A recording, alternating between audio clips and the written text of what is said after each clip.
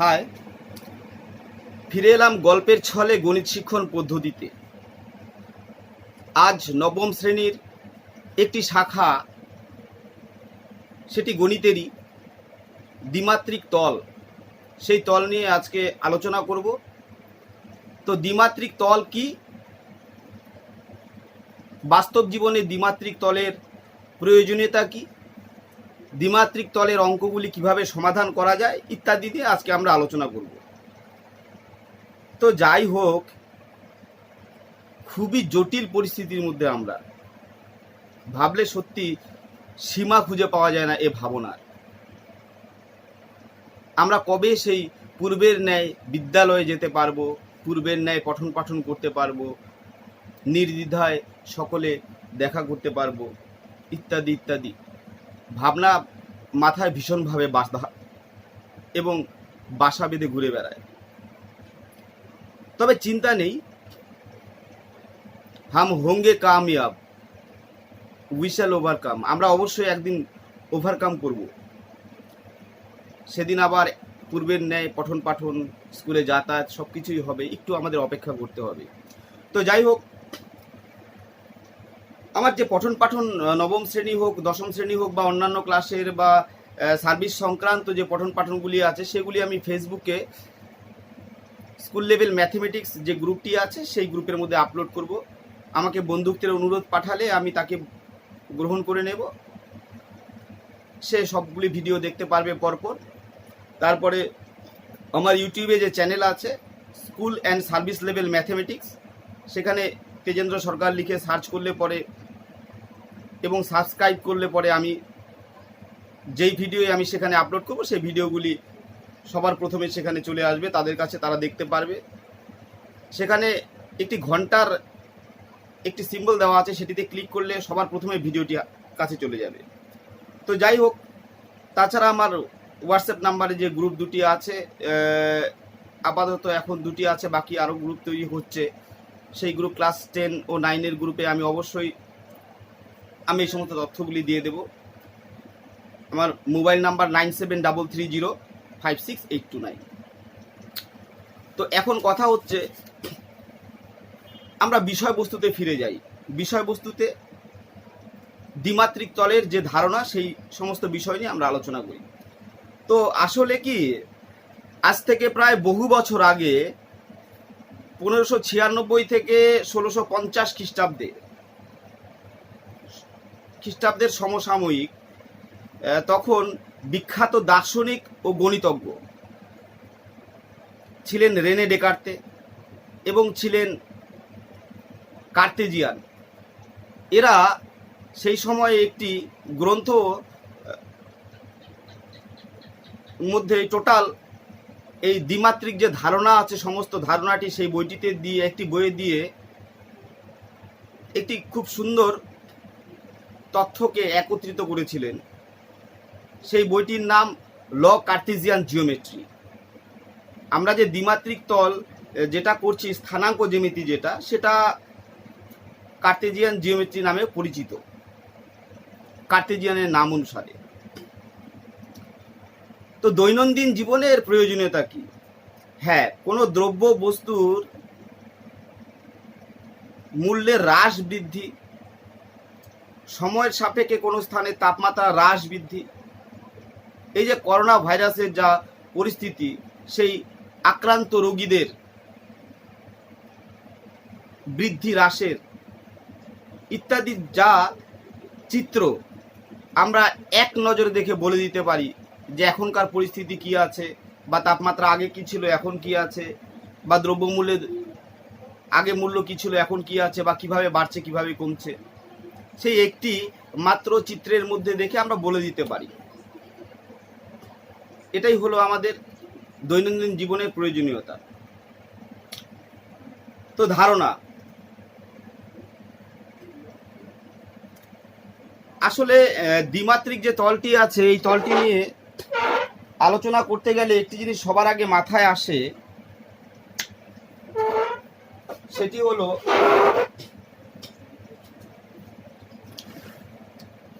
আমরা মনে করি এটি একটি সাগর, আমরা এখানে আমাদের বসতি ছিল, এখানে আমরা বসবাস করতাম, এখানে বসবাস করতাম। হঠাৎ বন্যা হয়ে টোটাল জলাকার হয়ে গেল, সম্পূর্ণ জলে ভর্তি হয়ে গেল। আমরা কিছু দেখতে পাচ্ছি না। আমরা যেরকম এখন রাস্তা দেখে অনুসরণ করে এখন বাঁদিকে যাব না ডান দিকে যাব, কতটুকু দূরত্ব যাব, সেটা আমরা যেরকম বার করতে পারি, কিন্তু যখন সম্পূর্ণ জায়গায় জল হয়ে গেছে আর দেখা যাচ্ছে যেন আকাশটা সেই জলের মধ্যে ঢুকে গেছে চারিদিকে। আমরা দূর দূরান্ত কিছু দেখতে পাচ্ছি না, শুধুমাত্র হাতে একটি কম্পাস যদি থাকে, সেই কম্পাসের মধ্য দিয়ে আমরা পূর্ব পশ্চিম উত্তর দক্ষিণ দেখতে পারবো। হয়তো আমার বাড়ি এখানে,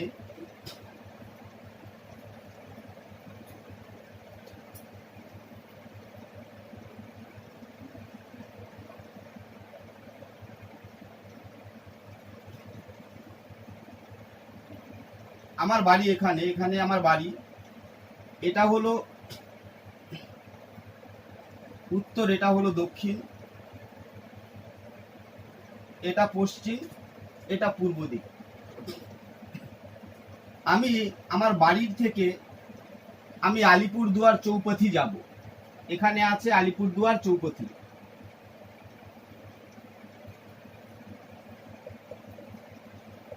আলিপুরদুয়ার চৌপথিতে আমি যাব।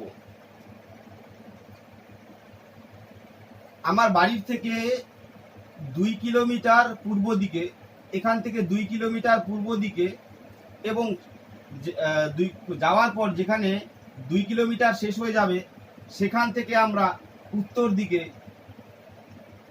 যদি 5 কিলোমিটার যাই,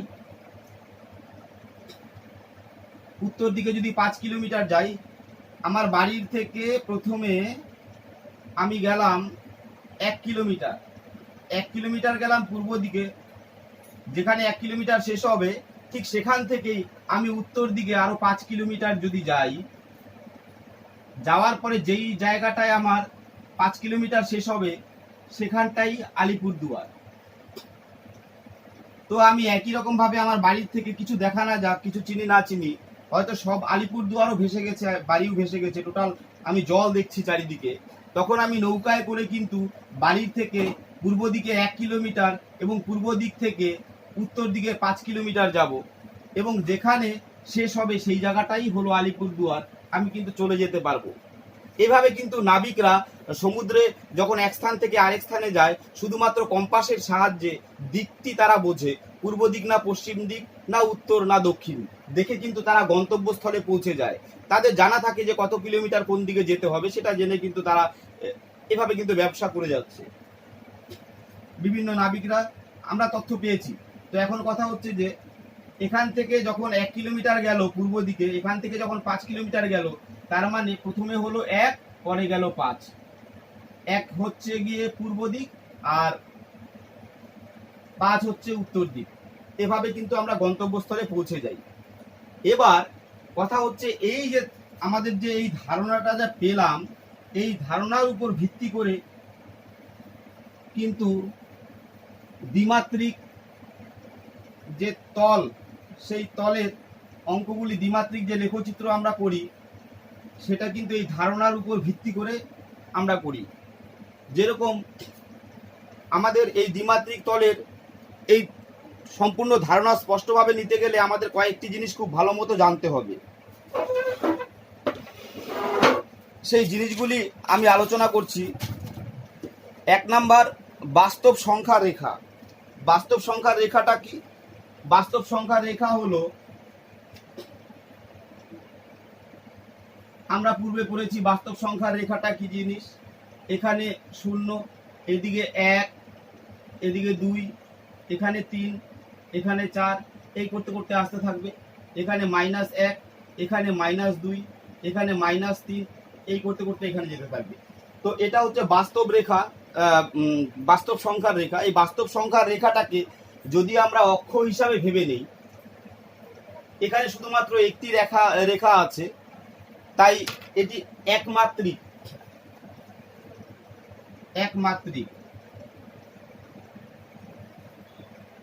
এবার কথা হচ্ছে যে এরকমই একমাত্রিক দুটি রেখা, দুটি বাস্তব সংখ্যার দুটি রেখা যদি পরস্পর লম্বভাবে থাকে, পরস্পরের উপর যদি লম্বভাবে থাকে, তখন সেটাকে আমরা অক্ষ বলছি।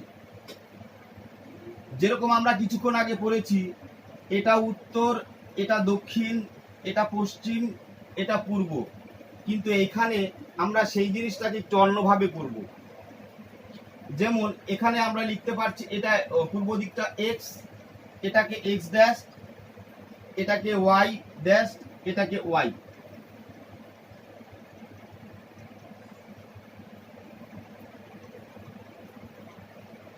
আমরা পূর্ব পশ্চিম উত্তর দক্ষিণ ভুলে গিয়ে আমরা Y Y dash X X dash,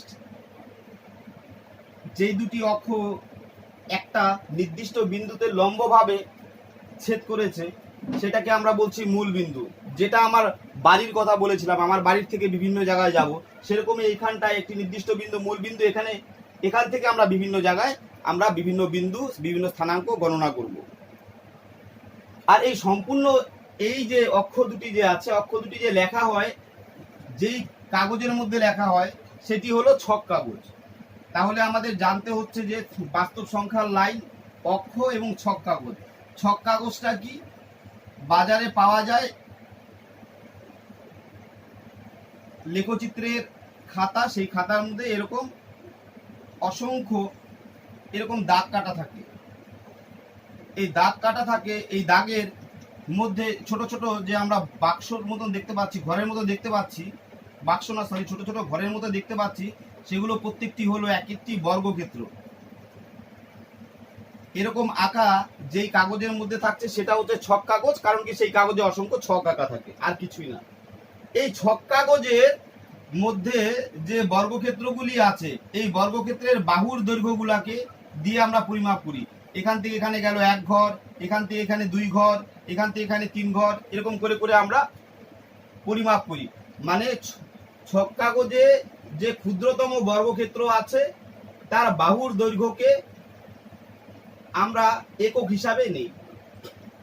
তো এখন কথা হচ্ছে, এই যে অক্ষ দুটি পরস্পরকে অমূল বিন্দুতে স্পর্শ করেছে, এটা নিয়ে একটু আলোচনা করছি। এবার আমরা দেখতে পাচ্ছি এক্স ও এক্স ড্যাশ, এটি একটি অক্ষ, এবং ওয়াই ও ওয়াই ড্যাশ, এটি একটি অক্ষ। এই অক্ষ দুটি ও মূল বিন্দুতে পরস্পর লম্বভাবে ছেদ করেছে। একটা অক্ষের নাম এক্স ও এক্স ড্যাশ, আর একটা অক্ষ ওয়াই ও ওয়াই ড্যাশ। এই দুটি অক্ষ ও মূল বিন্দুতে পরস্পর লম্বভাবে ছেদ করেছে। এর ফলে কি উৎপন্ন হলো? এর ফলে উৎপন্ন হলো, এটা হলো প্রথম পাদ, এটা দ্বিতীয় পাদ, তৃতীয় পাদ, চতুর্থ পাদ। First quadrant, second quadrant, third quadrant, fourth quadrant. তার মানে এই অক্ষের মধ্যে এখান থেকে গেল, এখানে এক্স যে লিখেছি আমরা, এদিকে সব ধনাত্মক গুলো যাবে, মানে এক্স এর মানও ধনাত্মক হবে। আবার এখান থেকে উপরের দিকে গেলে ওয়াই এর মানও ধনাত্মক পাবো। এখানে ড্যাশটা আছে, আমরা এক্স ড্যাশটাকে এদিকে যা যাবে, এক্স এর এই মূল বিন্দু থেকে বাঁ দিকে যেটা চলে যাচ্ছে সেটাকে আমরা ঋণাত্মক বলছি। উপরের দিকে এখানে ড্যাশ নেই, শুধু ওয়াই আছে, এদিকে সব ধনাত্মক গুলি গেল। এদিকে গেল ঋণাত্মক, এটাও ঋণাত্মক, এই যে গেল এ মাইনাস, এটাও মাইনাস, এটাও মাইনাস, এটা প্লাস, নিচের দিকে নামলো প্লাস, মাইনাস, নিচের দিকে নেমে গেল মাইনাস। তার মানে এই মূল বিন্দু থেকে যদি নিচের দিকে নামে কোনো বিন্দু, তাহলে সেটা ঋণাত্মক। মূল বিন্দু থেকে যদি উপরের দিকে ওঠে সেটা ধনাত্মক। মূল বিন্দু থেকে বাঁ দিকে গেলে ঋণাত্মক, মূল বিন্দু থেকে ডান দিকে গেলে ধনাত্মক। তো আমরা মনে রাখবো, এই ড্যাশ চিহ্নগুলিকে আমরা মনে রাখার জন্য আমরা একটা অসৎ পদ্ধতিতে ভাবতে পারি, এই ড্যাশটা মাইনাসের জন্য পরিলক্ষিত হচ্ছে, তাহলে আমাদের বুঝতে সুবিধা হবে। তো যাই হোক, এবার আমরা প্রথম, দ্বিতীয়, তৃতীয়, চতুর্থ চারটি, দুটি অক্ষ পরস্পর ছেদ করার ফলে এই চারটি পাদ উৎপন্ন হচ্ছে। আমাদের কয়েকটি বিষয় জানতে হবে, সেটা নোট হিসাবে সবাই লিখে নাও। এক নাম্বার,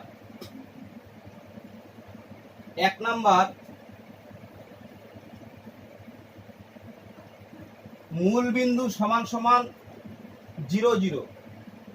যেরকম এই যে অক্ষ আছে, এই অক্ষটির নাম ওয়াই ও ওয়াই ড্যাশ, এক্স ও এক্স ড্যাশ, এক্স ও এক্স ড্যাশ।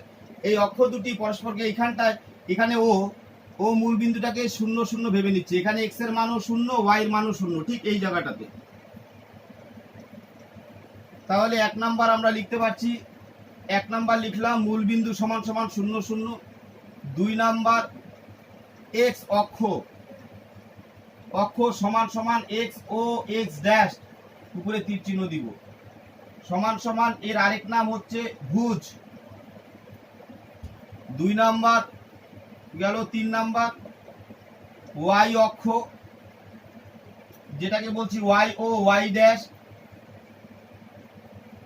সমান সমান এটার নাম কোটি। ভুজ গেল, কোটি গেল, মূল বিন্দু গেল।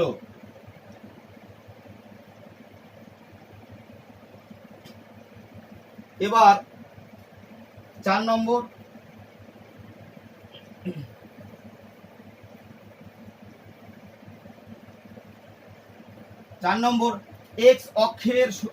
এক্স অক্ষের উপরে আমি যদি এখানে কোনো বিন্দু রাখি এক্স অক্ষের উপরে, সেটা উপরেও গেল না, নিচেও নামলো না।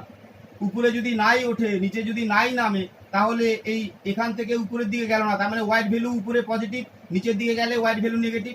যদি উপরে নিচে নাই যায়, বিন্দুটা যদি এখানেই থাকে, তাহলে ওয়াইড ভ্যালুটা এখানে 0। তার মানে এক্স অক্ষের সমীকরণটা হলো ওয়াই ইজ ইকুয়াল টু 0। আর ওয়াই অক্ষের সমীকরণ, ওয়াই অক্ষের উপরে যেখানে যায় না কেন সেখানে এক্স এর ভ্যালুটা আমরা 0 পাবো। তাই ওয়াই অক্ষের সমীকরণ এক্স ইজ ইকুয়াল টু 0। তার মানে পরে লিখবো এক্স অক্ষের সমীকরণ ওয়াই ইজ ইকুয়াল টু 0 এবং ওয়াই অক্ষের সমীকরণ x is equal to 0। X অক্ষের সমীকরণ ওয়াই ইকুয়াল টু 0 এবং ওয়াই অক্ষের সমীকরণ এক্স ইকুয়াল টু 0 আমরা লিখে নিব।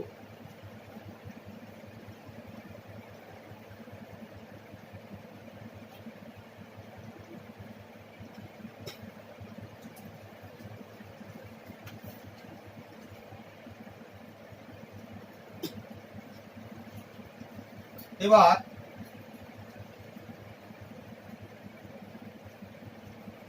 এটা এক্স অক্ষ আর এটা ওয়াই অক্ষ, এটা ওয়াই অক্ষ, এটা এক্স অক্ষ। তার মানে এখান থেকে যদি কোনো সরল রেখা টানা যায় এরকম, সেটা এক্স অক্ষের, এই ছবিটাও আমরা এঁকে নিব। এটা যদি এরকম ভাবে কোনো একটি সরলরেখা সেটা এক্স অক্ষের সমান্তরাল ভাবে যদি যায়, সেটা ওয়াই অক্ষকে একটা নির্দিষ্ট বিন্দুতে ছেদ করে। সেই বিন্দুটা যদি বি হয়, এই বিন্দুটা হয়তো বি হলো, তার মানে এক্স এর ভ্যালুটা 0, ওয়াই এর ভ্যালুটা বি। এক্স ডান দিকেও গেল না, বাঁ দিকেও গেল না, ওয়াই এর ভ্যালু বি, এটা 0 বি। তার মানে এই যে সমীকরণটা গেল, সেই সমীকরণটা হলো ওয়াই সমান সমান বি। সুতরাং এটি হলো ওয়াই এক্স অক্ষের সমান্তরাল সরলরেখা। এখানে লিখবো এক্স অক্ষের সমান্তরাল সরলরেখা ওয়াই সমান সমান বি, এক্স অক্ষের সমান্তরাল সরলরেখা। একই রকম ভাবে যদি আমরা ওয়াই অক্ষর সমান্তরাল সরলরেখা আঁকি, এখানে ওয়াই অক্ষ আছে, এর সমান্তরাল সরলরেখা যদি অঙ্কন করি, তাহলে পরে আমরা পাবো, হয়তো দেখা গেল এটি সমান্তরাল, এই ওয়াই অক্ষের সমান্তরাল, সেটা এক্স অক্ষকে এ বিন্দুতে ছেদ করেছে, সেটা হলো a, 0। কারণ এখান থেকে এতটুকু দূরত্ব হচ্ছে এ বিন্দুতে ছেদ করেছে, তাহলে a, 0 এই বিন্দুটি। তাহলে এটি ওয়াই অক্ষের সমান্তরাল সরলরেখা, ওয়াই অক্ষের সমান্তরাল সরলরেখা হচ্ছে x is equal two a। আমরা পেয়ে গেলাম এটা 6 নাম্বার, ওয়াই অক্ষের সমান্তরাল সরলরেখা আমরা পেয়ে গেলাম। এখন লিখবো আমরা স্থানাঙ্ক। স্থানাঙ্কটাকে কিভাবে প্রকাশ করব? স্থানাঙ্ক যেটি হলো কোঅর্ডিনেট, আমরা লিখতে পারি প্রথমে হবে ভুজ, পরে লিখবো কোটি, ভুজ হচ্ছে এক্স, কোটি হচ্ছে ওয়াই। মানে প্রথমে এক্স অক্ষের ভ্যালু, এটা এক্স অক্ষের ভ্যালু, এটা ওয়াই অক্ষের ভ্যালু, এটা এক্স অক্ষের ভ্যালু, এটা ওয়াই অক্ষের ভ্যালু, এভাবে আমরা লিখতে পারি। এখন কিছু বিন্দু আমরা স্থাপন করে দেখব কিভাবে স্থাপন করতে হয় বিন্দুগুলিকে। সেই বিন্দুগুলি আমি কিছু বিন্দু নিয়ে নিলাম, 3,0, -2, 0, -2, -3, -2, 5, 6, -2, 3। এই বিন্দুগুলিকে বললো ছক কাগজে স্থাপন করতে। তাহলে আমরা সবার প্রথমে যে ছক কাগজ ব্যবহার করব, বাজার থেকে কিনে এনেছি যেটা, সেই ছক কাগজের মধ্যে বর্গক্ষেত্র যে আঁকা আছে সেই পেজের ঠিক মাঝামাঝিতে আমরা ওয়াই ও ওয়াই ড্যাশ, এক্স ও এক্স ড্যাশ আমরা অঙ্কন করব। অঙ্কন করার পরে সেখানে আমরা দেখতে পাবো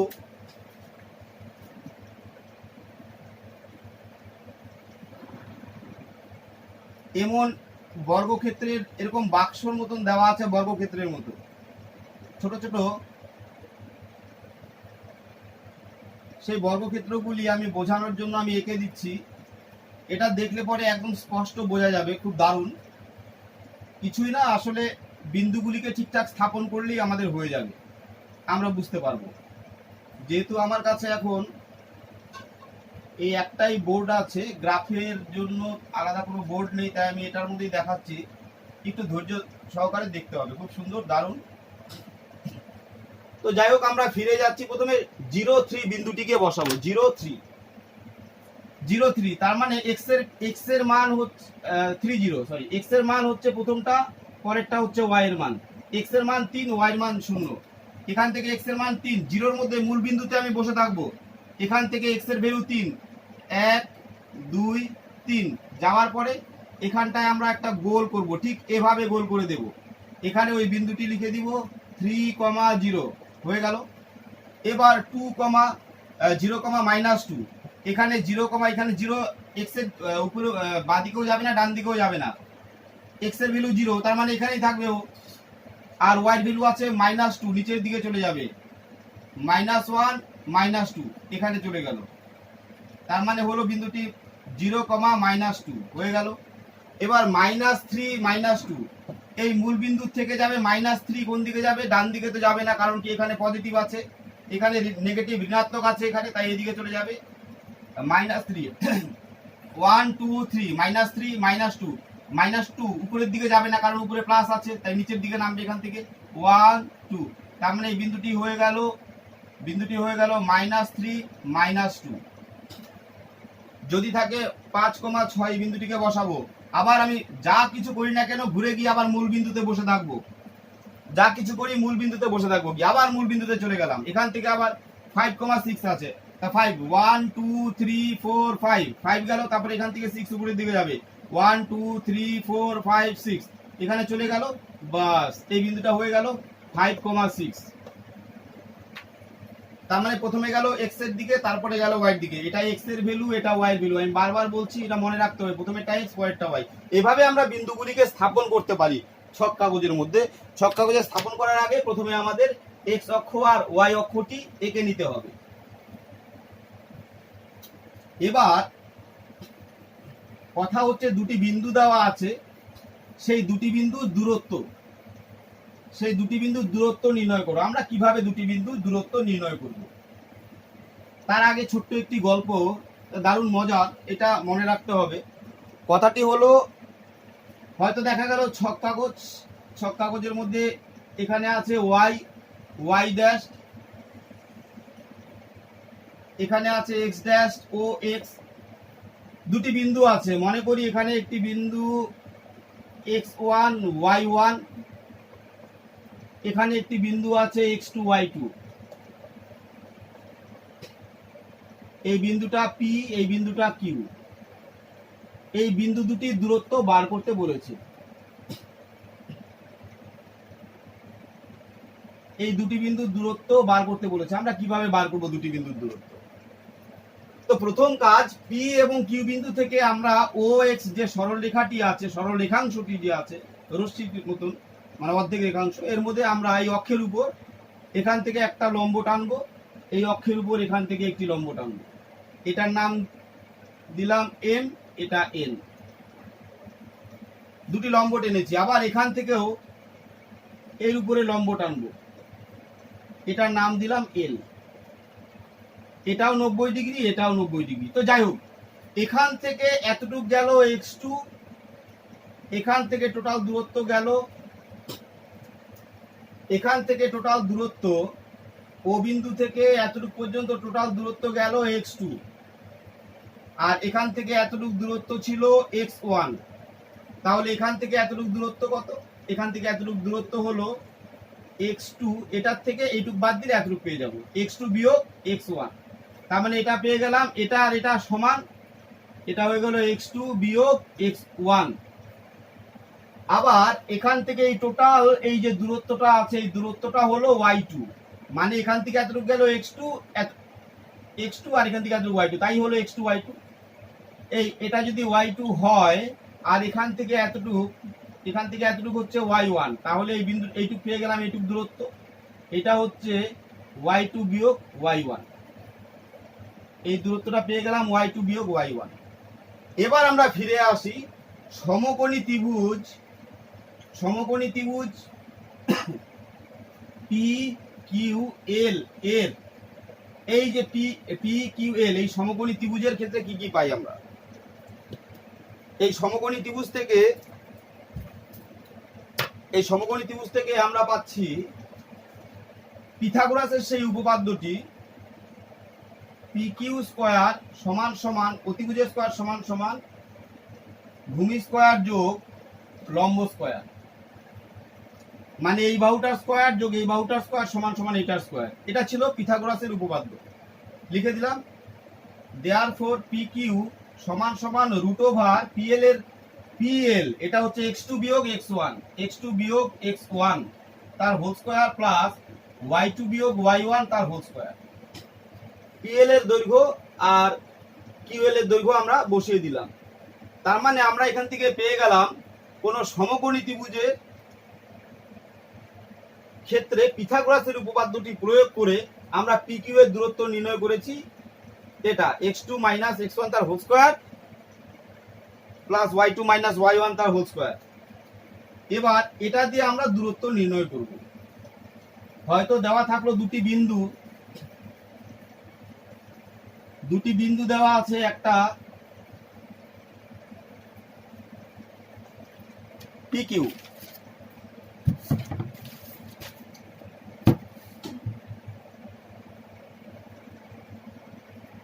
এবার বললো P একটি বিন্দু যার দূরত্ব 20, আর একটা বিন্দু Q যার দেওয়া আছে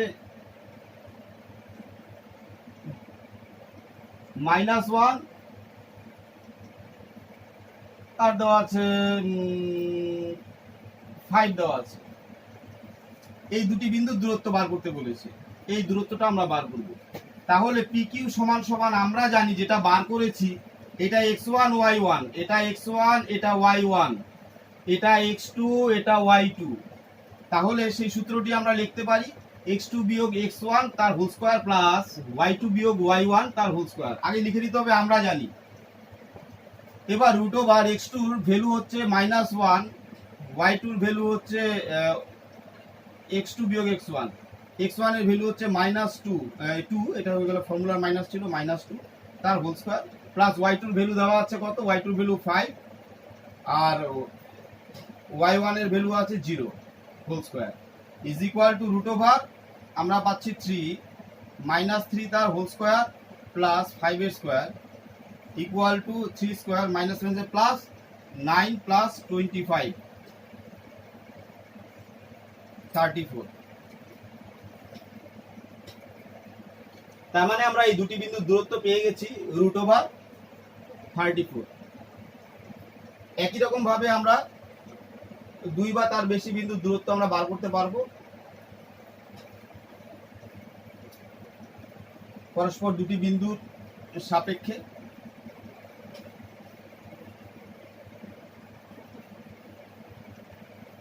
এখন প্রশ্ন হলো পরীক্ষাতে কিভাবে প্রশ্ন আসে সেটা নিয়ে লাস্ট প্রশ্ন নিয়ে একটু আলোচনা করছি, এটা খুব ইম্পর্টেন্ট। সেটা হচ্ছে দুটি লেখচিত্র সাহায্যে সমাধান করতে বললো। সমাধান আমরা বিগত দিনে শিখেছি, সেই সমাধান 4টি পদ্ধতিতে করা যায়।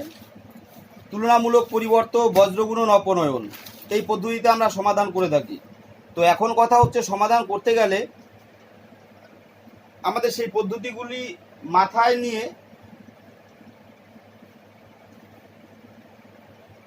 নতুন একটি অঙ্ক সমাধান করছি। সেটি হলো, মনে করি অঙ্ক আছে একটি 4x - y = 3, 4x - y = 3।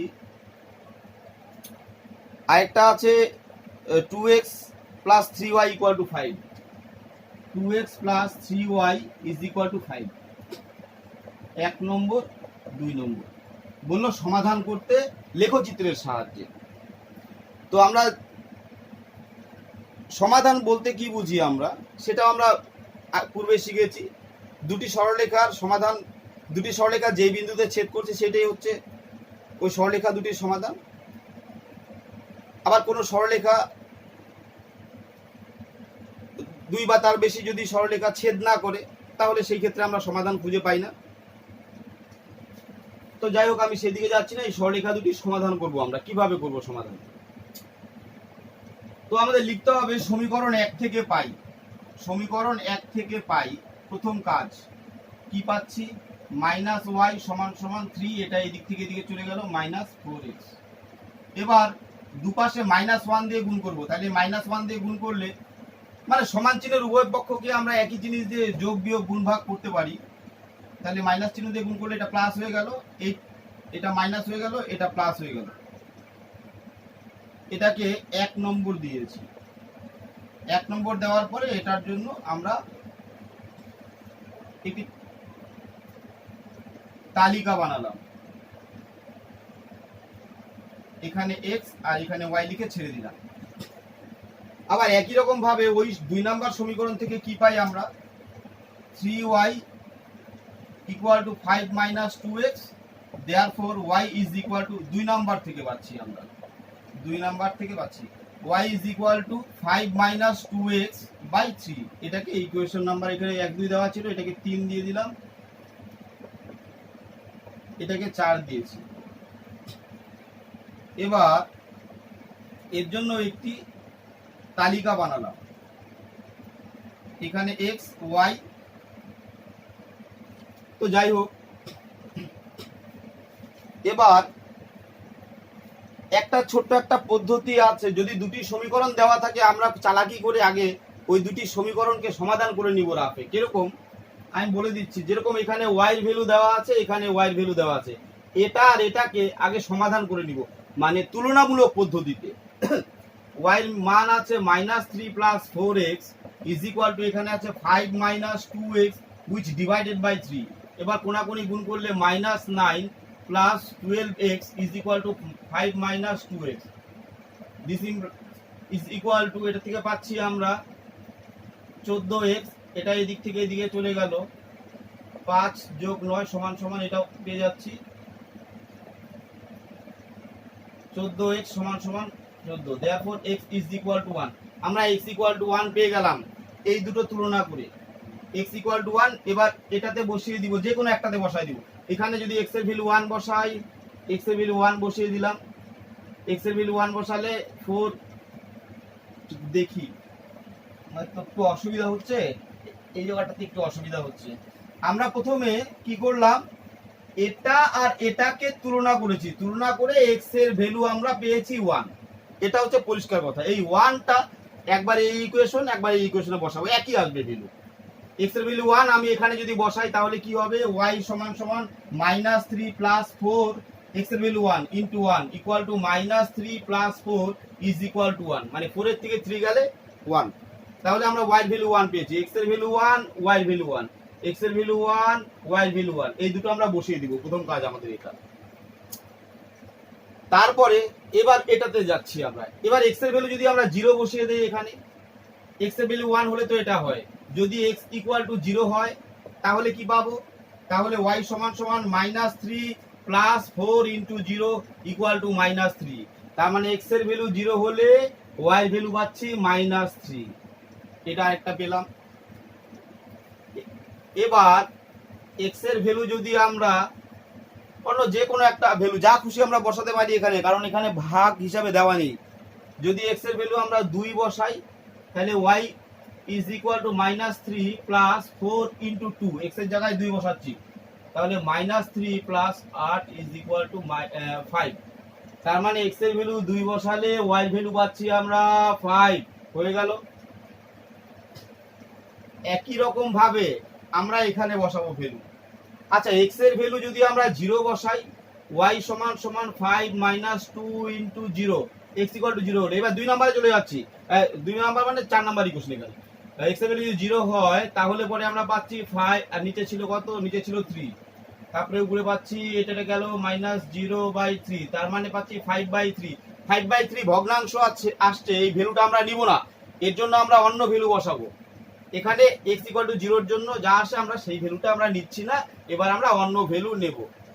কি নেব ভ্যালু? যা খুশি নিতে পারি আমরা সেই ভ্যালুগুলো, যাতে এটা দিয়ে ডিভিজিবল হয়। আমরা যদি x এর ভ্যালু যদি আমরা -2 নেই, x ইকুয়াল টু যদি -2 নেই, তাহলে y -2 ইন্টু -2/3, তার মানে উপরে 5 প্লাস 4/3, 9/3 সমান সমান 3। তার মানে x এর ভ্যালু যদি আমরা -2 বসাই, y এর ভ্যালু পাচ্ছি আমরা 3। একই রকম ভাবে যদি x এর ভ্যালু আমরা 4 বসাই, যদি x এর ভ্যালু এখানে 4 হয়, এখানে -2 এর জায়গায় যদি 4 হয়, তাহলে কত পাবো? 4 দুগুণে 8, তাহলে পাচ্ছি -8, তার মানে উপরে -3, নিচে 3, কাটাকাটি গিয়ে -1। তার মানে যদি x এর ভ্যালু আমরা 4 বসাই তাহলে পাচ্ছি আমরা -1। এবার যে ভ্যালুগুলো আমরা পেলাম সেই ভ্যালুগুলি আমরা এখানে বিন্দু আকারে লিখব।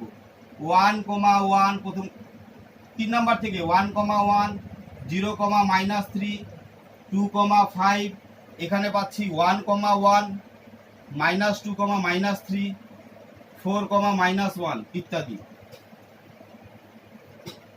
আমাদের বিন্দুগুলি বেরিয়ে গেল। এবার এই বিন্দুগুলিকে আমরা ছক কাগজে যে অক্ষদ্বয় লম্বভাবে ছেদ করেছে সেখানে বিন্দুগুলিকে আমরা বসাবো। তো তাহলে আমি এক কাজ করি, খালি ছক দুটো রেখে এই দুটোকে মুছে ফেলি, আমার স্পেসটা বাড়বে, বুঝতে সুবিধা হবে।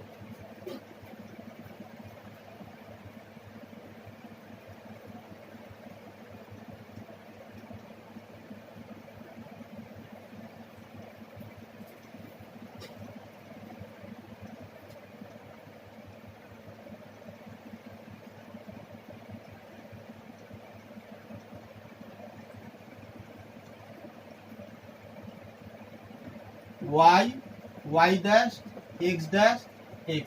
প্রথমে আছে বিন্দু 1,1, এখানে 1, 2, 3, 4, 5, 6, 1, 2, 3, 4, 5, 6, 1, 2, 3, 4, 5, 1, 2, 3, 4, 5, 6। এবার প্রথমে আছে 1,1, এই যে গেল এখান থেকে এতটুকু 1, আর এই যে এখানে 1, এই যে 1,1 বিন্দুটা পেয়ে গেলাম। তারপরে আছে 0,-3, 0 আর -3 হবে, 0 আছে এখানেই থাকবে, কোথাও যাবে না, -3 নিচের দিকে যাবে, 0 আর -3, 0 এখানে, -3, 1, 2, 3 এখানে, তার মানে এই বিন্দুটা পেয়ে গেলাম। এটা পেয়েছি একটা, এটা একটা পেলাম, আর একটা কত? 2 আর 5, 2 গেল 1, 2 আর 5 যাবে উপরের দিকে, 1, 2, 3, 4, 5 এখানে যাবে, এই সমস্ত দিকে বিন্দুটি হবে।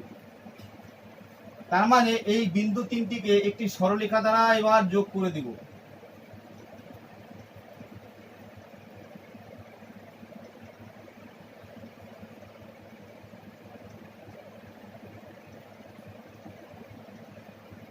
এই বিন্দু ত্রয়কে একটি সরলরেখা দ্বারা যোগ করেছি,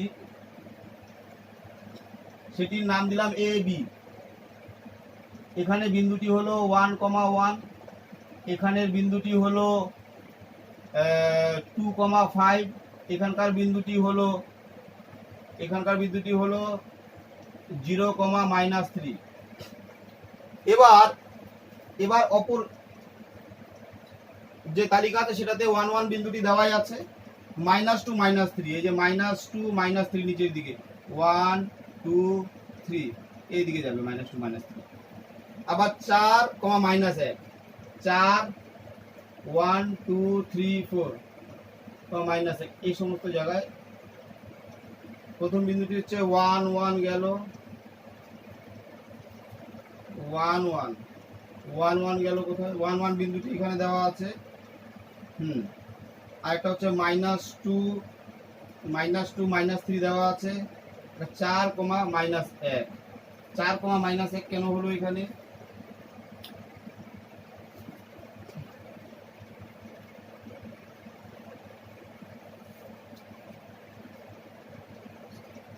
এখানে -2 +3 ছিল বিন্দুটি, সরি -2 +3।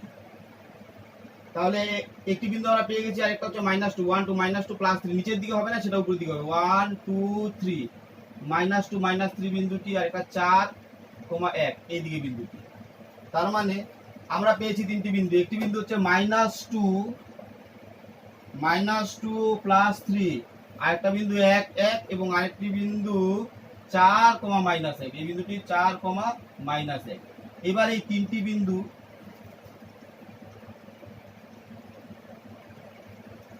যোগ করেছি, তিনটি বিন্দু যোগ করলে অপর একটি সরলরেখা হয়ে গেল সিডি। অপর একটি সরলরেখা সিডি, সরলরেখা দুটি পি বিন্দুতে ছেদ করেছে। তো আমরা এটাকে কিভাবে লিখব? আমাদের হয়ে গেল, আমরা সমাধান বিন্দু পেয়ে গেছি পি এক্স ওয়াই। সুতরাং নির্ণেয় সমাধান x = 1 y = 1। তার আগে 2-4টি কথা লিখে দিতে হবে, সেই লেখার কথাগুলি আমি একটু আলোচনা করছি। তাহলে বলি, এখন সবাই লিখে নিলে খুব সুবিধা হবে, মনে থাকবে, যা বলেছি সবই মনে থাকবে, খুব স্পষ্টভাবে আমি বলে দিচ্ছি। একটু লিখে দিতে হবে সবার। ধরা যাক প্রথমে ইকুয়েশন দুটিকে লিখবো, রোমান 1 রোমান 2 নাম দিব, আগে যেরকম দিয়েছি সেরকম। ধরা যাক x ও x ড্যাশ, ধরা যাক x ও x ড্যাশ এবং y ও y ড্যাশ অক্ষ দুটি, ধরা যাক x ও x ড্যাশ এবং y ও y ড্যাশ অক্ষ দুটি ও এরকম ও মূল বিন্দুতে পরস্পর লম্বভাবে ছেদ করেছে। ধরা যাক x ও x ড্যাশ এবং y ও y ড্যাশ অক্ষ দুটি পরস্পর ও মূল বিন্দুতে লম্বভাবে ছেদ করেছে। এবার ছক কাগজের ক্ষুদ্রতম বর্গক্ষেত্রে বাহুর দৈর্ঘ্যকে দৈর্ঘ্যের একক নিয়ে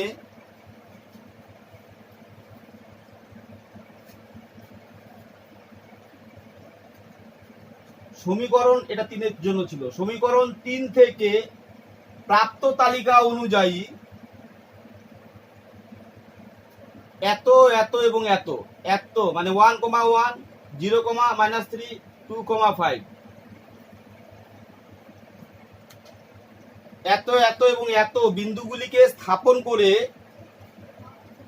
এবি সরলরেখা দ্বারা যুক্ত করি। আবার একই একক এবং একই অক্ষদ্বয় নিয়ে সমীকরণ 4 হতে প্রাপ্ত তালিকা অনুযায়ী এত এত এবং এত 1 1, -2 3 এবং 4, -1 বিন্দুগুলিকে স্থাপন করে সিডি সরলরেখা দ্বারা যোগ করি। হয়ে গেল। এবার এবি এবং সিডি সরলরেখাই হলো উপরের সমীকরণ দ্বয়ের লেখচিত্র, যেখানে এবি এবং সিডি সরলরেখা দুটি পরস্পর পি বিন্দুতে ছেদ করেছে। পি বিন্দুর স্থানাঙ্ক 1,1, যেখানে x = 1 এবং y = 1। সুতরাং নির্ণয় সমাধান x = 1, y = 1 হয়ে গেল আমাদের।